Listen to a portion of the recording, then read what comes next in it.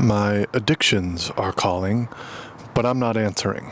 See, impulse control is super important if we want to level up on this journey of self-development. I've noticed the impulses of certain old habits popping up recently, and I want to tell you about my battle with them and how I've defeated these impulses and continue to defeat these impulses on a daily basis. I figured what better time than now when I'm out here getting vitamin D. I figured I'd be super efficient with my time. Get vitamin D while I fish, while I hang out with Mia, while I film social media Asif content. I'm slowly becoming this powerhouse of productivity and efficiency, which is how I need to be operating every single day. I need to be an efficiency powerhouse. I need to be highly efficacious in all of my daily routines. Now, let's keep talking about the theme of this video, which is addictions. So today, one of my old addictions came creeping in to try and tempt me. I was on the computer and I walked out to the porch. I was doing some thinking, and all of a sudden I was like, I had this urge to want to put a nicotine pouch in. For a while I was doing nicotine pouches, so it's kind of an ingrained habit when I'm doing computer work. Every time I would get on the computer and start doing some creative task, I would pop in a nicotine pouch. So I was back on the computer and I was doing creative stuff, and that neural association came and I started craving nicotine. By the way, went to bed at 6:42 p.m. last night, woke up at 4:30 a.m. today. I posted my cardio on Instagram. Make sure you're following me there. And in that moment, I said, no, we're not going to have nicotine, because once we start letting one little addiction, one little thing creep in, then it's more. Let's say I have one pouch. Then one pouch leads to 2 pouches, leads to 3 pouches. Before you know it, I'm doing 5 pouches a day. Oh, and then we can have a glass of wine to get buzzed, and then it's just a slippery slope.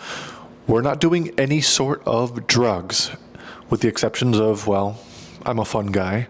I don't know about you, but I was reflecting upon this, and it was interesting because I quit those nicotine pouches about 1 year and 3 months ago, and the height of having these nicotine pouches was 1 year ago. In April of last year, I was in this beautiful town with Mia, this beautiful town called Sebastian, Florida. We were at this Airbnb, and I was doing 5+ pouches a day. I had super nostalgic and golden memories that were associated with doing a nicotine pouch. For example, Mia and I, we would be on our way to this little Sebastian gym, this little gym in Sebastian. This is a sleepy little Florida town with a bunch of nature. It's beautiful.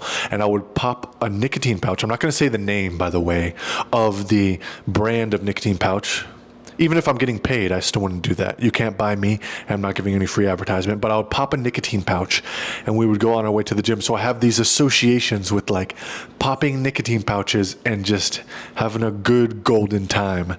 And that was exactly 1 year ago, which is interesting. It was the same season as now. It must be some sort of seasonal thing that's like linked in with my neurons. And now that we're in the same season of April, 1 year later, and doing computer work, which is when I would also do it, I'm having these occasional cravings that I stifle right away, and the craving disappears. It's usually just like a once a day thing lately. And I say, no, that's not an option. When you make it not an option, you're not thinking about it as much. Whereas if I would have done a nicotine pouch earlier today, just one, oh, we'll just do one today, I would be thinking about it all day. But I stifled that addiction, and I did not make it an option. I don't make any sort of drugs an option. The other day, I thought about having a glass of wine. It's been a while since I've had wine, but then I have one glass of wine, then the next day, oh, let's have another glass of wine. Yeah, let's get creative. It will flow better. No. No drugs or alcohol, except for when I'm a fun guy. And that's that. And I'm not saying this to glorify in any way the pouches that I would do. I'm saying this to motivate. If you have some sort of addiction that creeps up, no, it's not an option. Do not make it an option. End of discussion. It's not negotiable. Oh, by the way, anyone else mess with turkey bacon? Yo, I'm back on this turkey bacon kick. Got my 5 meals in today. But there's also good addictions. For example, I started a new habit. Habit is kind of like an addiction. I started a new habit in my routine of typing lessons. We started taking typing lessons. There's a cool little website. It's algorithmic. It gives you letters and words you type out without doing the hunt and peck method, which is what I was doing. I want to be productive as fudge, which is going to happen by typing faster. And I want to have better posture when I'm on the computer, which is going to happen by learning typing, because I'm not going to be doing a hunt and peck method. The hunt and peck method is where you look at the keyboard and you kind of peck with your index fingers, like a little chicken eating some friggin' food. I don't know why they call it hunt and peck.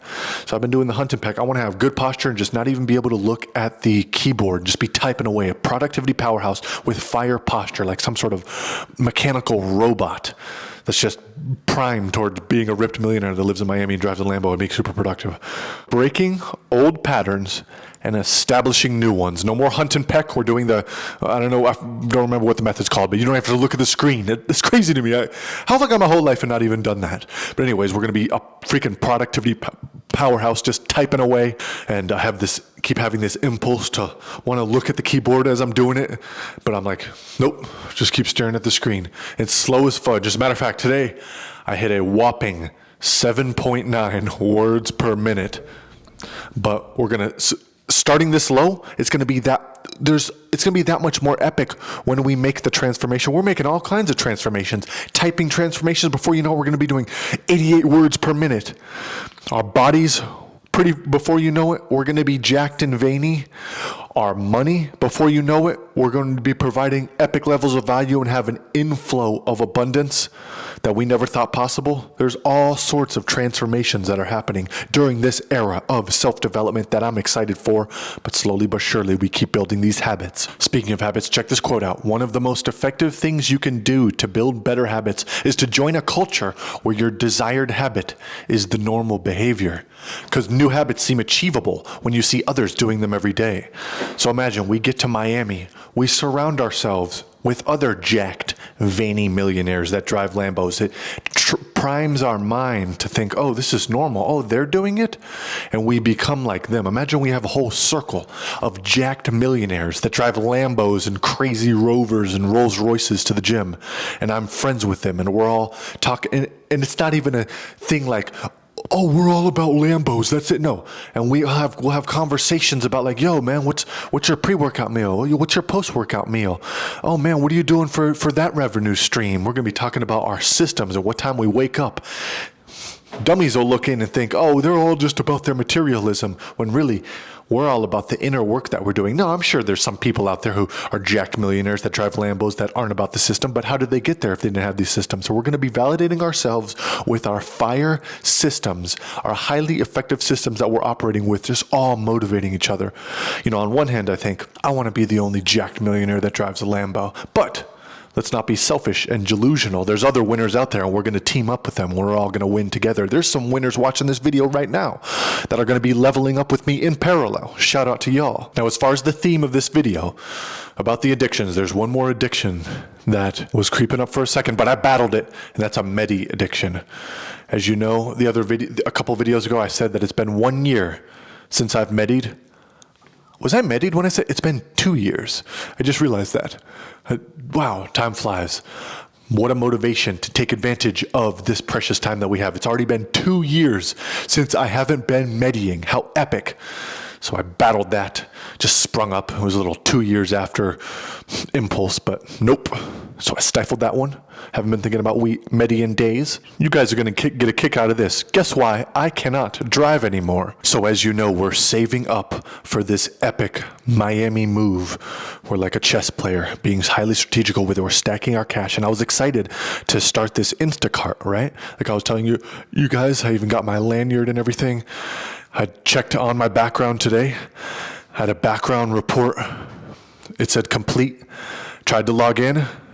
Not letting me log in. I went to go check on the background, and apparently I got rejected because, upon further investigation, my license is currently suspended. So I thought, oh, well, I'm glad that the universe, that the simulation has brought me to this moment in time that I was checking my background check and coincidentally saw that my license was suspended. So now I can handle that. And hopefully we can be an Instacart chopper soon. Mia was driving all day today when we went fishing, so I'm glad I spotted that. Although it was a windy day out there fishing, my tackle box was highly organized. It's an analogy for the rest of my life. Everything is falling in line and being highly organized. How you do anything is how you do everything. How your tackle box is organized. I have rubber bands all around my hooks. I got rubber bands all around the lures. They're placed into the right compartments. How you do anything is how you do everything. A person's tackle box says a lot about them. So you want to read somebody? You want to know what type of person they are? There's two ways. Number one, take them golfing, right? Take someone golfing. You'll learn what type of person they are. If they're doing a little cheat here, cheat there, they're going to cheat big in business. If they're moving the ball out of the rough, with their club face to give it a better lie, doing a little cheat here, they'll do a little cheat in business. Maybe you ask them to write up a report and they'll plagiarize it. They'll plagiarize a paragraph. Well, you don't want that. It's an analogy. Golf is an analogy. Another analogy, number two, second way to read somebody, look at their tackle box. Because then you're going to get a glimpse into that analogy. It's another analogy. Their tackle box represents their entire life. Someone tackle box, if their lures are just everywhere, there's hooks everywhere, well, in their own life, there's sharp hooks everywhere, so to speak. How you do anything is how you do everything. If their tackle box is unorganized, they're not organized in some other areas of their life. We need to be associating with people that are operating with high-level organization, and that happens by us being operating with a high level of organization, so we can attract that type of vibration. We start with the inner work, and then it comes from the outside. I'm going to get these mushroom lamps red. Let's keep practicing impulse control together. Today was day 91 on this epic journey. Imagine day 1111. I know I keep saying it, but I just keep thinking about that. Let's keep controlling our impulses. Let's keep leveling up. Much love, you motherfudgers.